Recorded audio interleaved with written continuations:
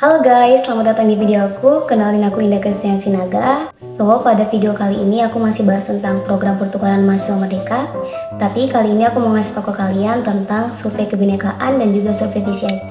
Dimana nanti aku akan menjelaskan apa itu dua survei ini, kemudian ada aplikasi yang digunakan dalam pelaksanaannya. Nanti aku akan kasih tahu cara install aplikasi tersebut, kemudian contoh soal dari dua tes tersebut. Kalian jangan skip video ini.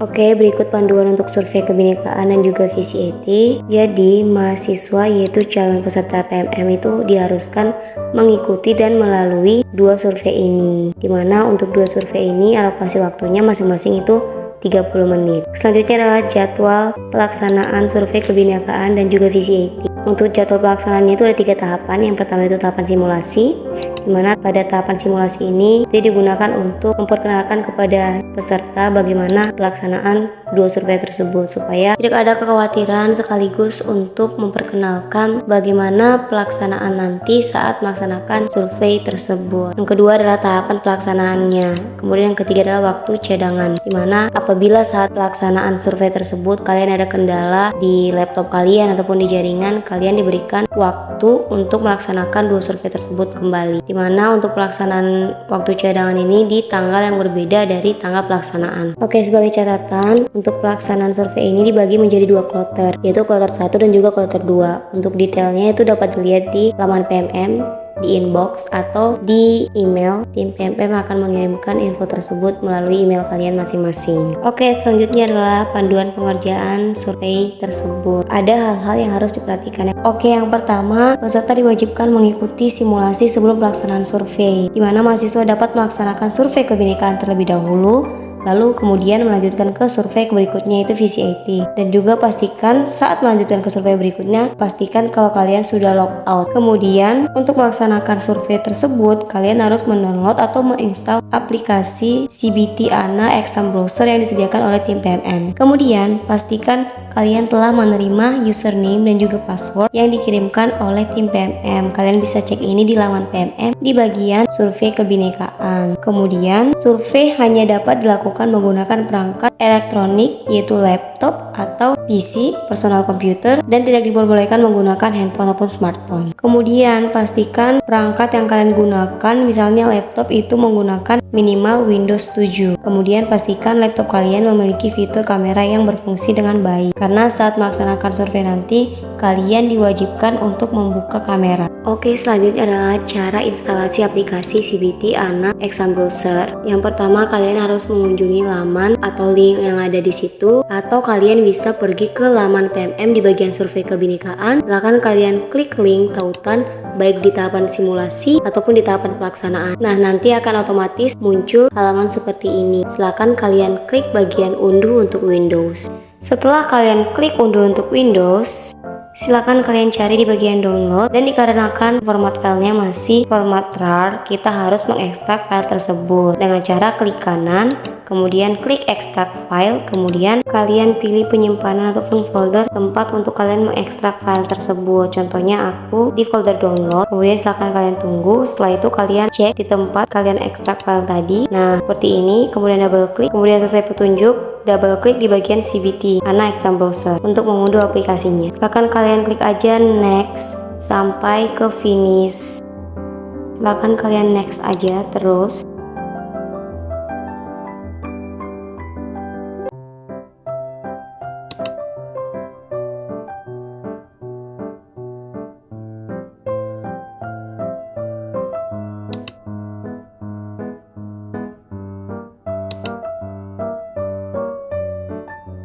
Dan terakhir klik finish. Selanjutnya sesuai panduan, silakan double klik di bagian CBT ANA, kemudian masukkan password 123, kemudian klik OK. Oke, berikutnya adalah setelah kalian menginstal aplikasi dan masuk ke aplikasi, kalian akan diminta untuk melengkapi nama lengkap, nama perguruan tinggi, jenis kelamin, dan juga token sesuai yang ada di layar. Kemudian klik register. Setelah itu, untuk pelaksanaan survei ini kita harus memasukkan username dan juga password yang sudah diberikan melalui laman PMM.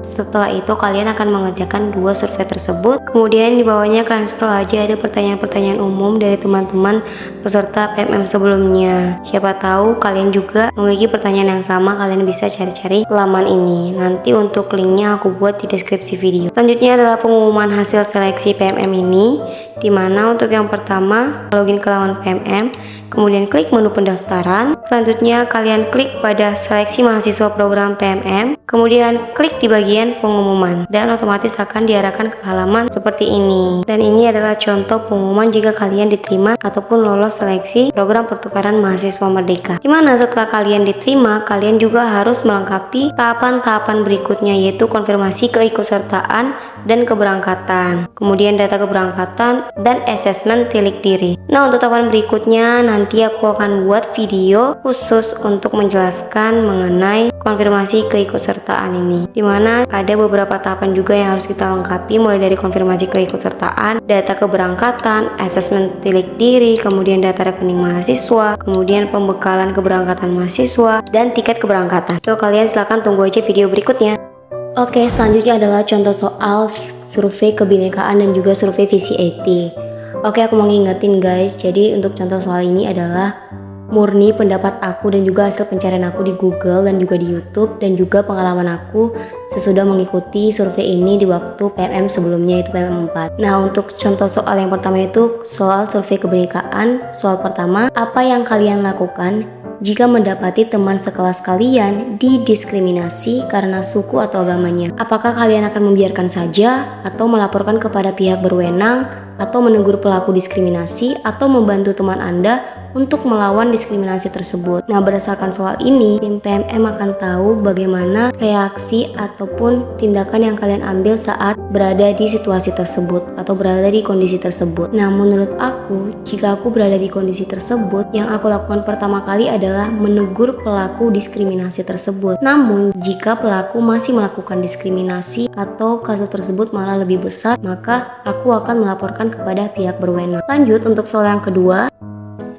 bagaimana sikap Anda terhadap budaya yang berbeda dari budaya Anda sendiri? Nah, berdasarkan soal ini, tim PMM akan tahu bagaimana pendapat kalian terhadap budaya yang berbeda dari kalian, dimana salah satu tujuan dari PMM ini adalah mengenal budaya yang berbeda pun mengenal budaya yang ada di Indonesia. Nah, menurut aku jawaban yang paling tepat adalah mempelajari dan menghargai budaya yang berbeda dari kita. Bagaimana jawaban kalian? Silahkan kalian tanggapin di kolom komentar. Oke, selanjutnya adalah soal nomor 3, yaitu contoh soal VCAT. Yang pertama, jika kalian diberi tugas kelompok dengan tenggat waktu yang ketat, bagaimana cara kalian memastikan bahwa setiap anggota itu berkontribusi secara maksimal? Apakah kalian akan mengambil alih semua tugas? Apakah kalian akan membagi tugas secara adil? Atau kalian akan membiarkan anggota kelompok memilih tugas sendiri dan menunggu instruksi dari dosen? Oke, untuk soal ini kalian pasti bakalan mengalami situasi tersebut, karena saat kalian melaksanakan PMM nanti, kalian akan berada di ruangan kelas yang sama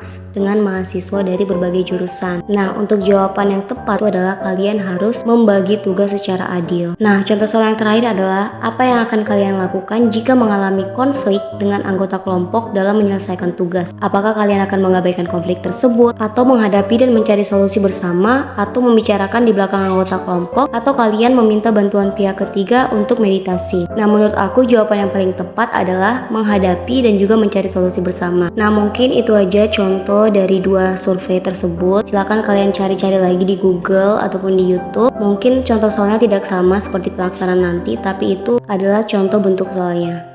Oke guys, itu aja penjelasan dari aku. Silakan kalian persiapkan 2 tes ini ataupun 2 survei ini. Kalian cari-cari soalnya di Google ataupun di YouTube, itu banyak.